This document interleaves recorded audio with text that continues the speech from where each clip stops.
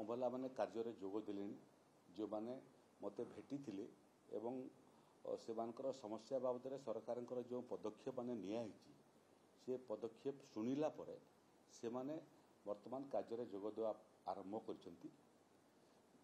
ଅମଲା ସଂଘର ଯେଉଁମାନେ ନେତୃତ୍ୱରେ ଅଛନ୍ତି ସେମାନେ ମଧ୍ୟ ମୋ ସାଙ୍ଗରେ 3 ଥର କଥାବାର୍ତ୍ତା କରିଥିଲେ। ତାଙ୍କର ସମସ୍ୟା ବାବଦରେ ମୁଁ ସେମାନଙ୍କ ସାଙ୍ଗେ ଆଲୋଚନା କରି କେଉଁ ସମସ୍ୟା କେବେ ସମାଧାନ ହେବ, କେଉଁ ସମସ୍ୟାକୁ କେତେ ଦିନ ଲାଗିବ ଏବଂ ତାର ପାଇଁ ଆନୁଷାଙ୍ଗିକ ଅନ୍ୟ ବିଭାଗ ସାଙ୍ଗରେ ମଧ୍ୟ ମୋର ଆଲୋଚନା ଚାଲିଛି। ସେମାନଙ୍କୁ ମୁଁ ପରାମର୍ଶ ଦେଇଥିଲି ଟିକେ ଅପେକ୍ଷା କରିବା ପାଇଁ, ପର୍ଯ୍ୟାୟକ୍ରମେ ସମସ୍ତ ଦାବିକୁ ସରକାର ପରୀକ୍ଷା ନିରୀକ୍ଷା କରିକି ସମାଧାନର ବାଟ ଖୋଜିବେ। କିନ୍ତୁ ଇଏ ତଥ୍ୟ ସେମାନେ ଅମଲାମାନଙ୍କୁ ଦେଲେ ନାହିଁ। ଅପରପକ୍ଷରେ ଅମଲାର ସଂଘର ବିଭିନ୍ନ ସଦସ୍ୟମାନଙ୍କୁ ସେମାନେ ଭୁଲ ତଥ୍ୟ ଦେଲେ, ଯାହାଫଳରେ ମୋତେ ଅମଲାମାନେ କାଲି ମୋର ଘରକୁ କ୍ୱାର୍ଟରକୁ ଆସିକି କହିଛନ୍ତି ଯେ ତାକୁ ମିସଫିଡ଼ିଂ କରାଗଲା, ସେମାନେ ଜଏନ୍ କରିବାଟା ଆରମ୍ଭ କଲେଣି। ସାରା ରାଜ୍ୟର ଅମଲାମାନଙ୍କୁ ମୋର ପୁଣି ଥରେ ନିବେଦନ ଯେ ସରକାର ସମ୍ବେଦନଶୀଳ ସରକାର, ସମସ୍ତଙ୍କର ସମସ୍ୟା କଥାକୁ ଶୁଣୁଛି, ସମସ୍ତ ସମସ୍ୟାକୁ ସମାଧାନ କରିବା ପାଇଁ ପ୍ରୟାସ କରୁଛି। 24 ବର୍ଷର ପୁରୁଣା ସମସ୍ୟା ହଠାତ୍ ଜଣେ ଆଶା କରିବ ସମାଧାନ କରିବା ପାଇଁ, ଏଇଟା ସମ୍ଭବପର ନୁହଁ। ସବୁ ସମସ୍ୟାର ସମାଧାନ ପାଇଁ ସମୟ ଲାଗିଥାଏ। ଆମେ ଅତି ଆନ୍ତରିକତା ସହିତ ସମ୍ବେଦନଶୀଳତାର ସହିତ ସେମାନଙ୍କର ଦାବିକୁ ପରୀକ୍ଷା ନିରୀକ୍ଷା କରିକି ଆଗାମୀ ଦିନରେ ସମାଧାନ କରିବା ପାଇଁ ପ୍ରୟାସ କରିବୁ। କାମରେ ଯୋଗ ଦିଅନ୍ତୁ। ଯେଉଁମାନଙ୍କର କାମ ପାଇଁ ସେମାନେ ଦରମା ପାଉଛନ୍ତି ଏବଂ ଯେଉଁମାନଙ୍କର କାମ ପାଇଁ ଆମେ ସରକାରରେ ଅଛୁ, ଯଦି ସେମାନଙ୍କର କାମଟାକୁ ଆମେ ବ୍ୟାହତ କରିବା ତାହେଲେ ଏଇଟା ଗଣତନ୍ତ୍ର ପାଇଁ, ଗରିବ ଲୋକଙ୍କ ପାଇଁ, ସେବାକାରୀ ମାନଙ୍କ ପାଇଁ, ସେବା ପାଇଁ ଆସୁଥିବା ଲୋକଙ୍କ ପାଇଁ ଆଦୌ ଶୁଭଙ୍କର ନୁହଁ ଏବଂ ଲୋକଙ୍କର କ୍ଷତି କରିକି ଆମେ ଆମର ସ୍ୱାର୍ଥ ସାଧନ କରିବାଟା ଏଇଟା ମଧ୍ୟ ଗ୍ରହଣୀୟ ନୁହଁ। କାମରେ ଯୋଗ ଦିଅନ୍ତୁ। କାମରେ ଯୋଗ ଦେଲା ପରେ ଇଏ ବିଷୟରେ ପୁଣି କଥାବାର୍ତ୍ତା ଆମର ହେଇପାରିବ ଏବଂ ଆପଣଙ୍କୁ ମୁଁ କହିଦିଏ ଯେ ଏଭଳିଆ ଗୁଡ଼ିଏ କର୍ମଚାରୀ ରାଜ୍ୟ ସରକାରଙ୍କର ଅଛନ୍ତି ଯେଉଁଥିରେ ସଚିବାଳୟରେ ଆସିଷ୍ଟାଣ୍ଟ ସେକ୍ସନ ଅଫିସର ଯେଉଁମାନେ ଅଛନ୍ତି ସେମାନଙ୍କର ସଂଖ୍ୟା ହେଉଛି କର୍ମଚାରୀମାନଙ୍କର ସଂଖ୍ୟାର 53%। ଏଠି ଯେଉଁମାନେ ସେକ୍ସନ ଅଫିସର ଅଛନ୍ତି ସେମାନଙ୍କର ପରସେଣ୍ଟେଜ ହେଲା 24%।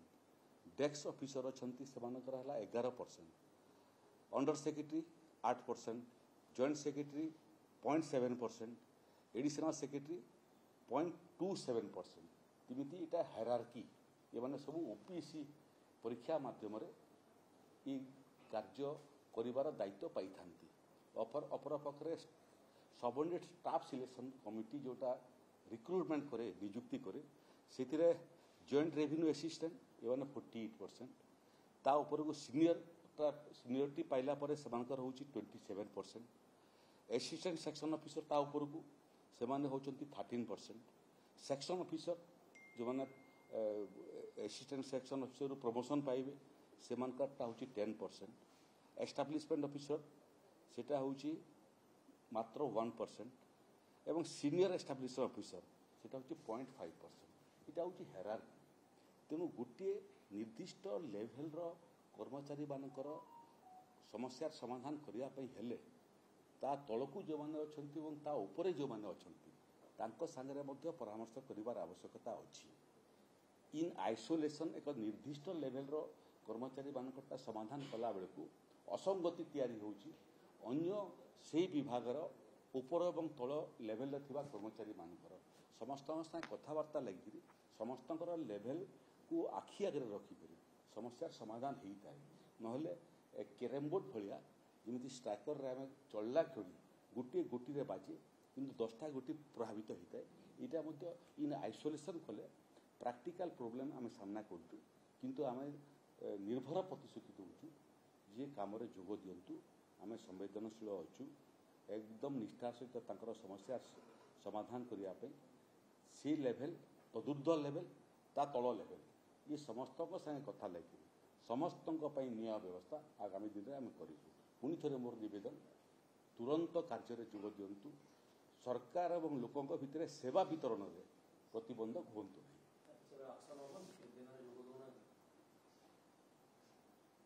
ଦେଖୁ ସନ୍ଧ୍ୟାରେ ବସିଛ, ରିପୋର୍ଟ ଆସିଯିବ, ଗୁଡ଼ିଏ ଜାଗାରେ ଯୋଗ ଦେଲେଣି।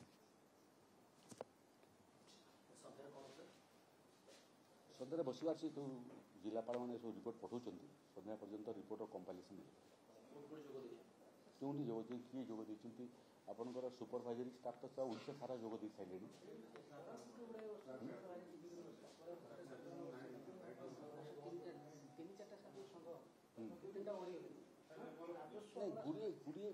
ଗୁଡ଼ିଏ ସଂଘର ଏଭଳିଆ ଏକତରଫା ଏବଂ ବିବାଦୀୟ କାର୍ଯ୍ୟ ପାଇଁ ବହୁତ ଜଣ ବିମୁଖ ହେଲେଣି।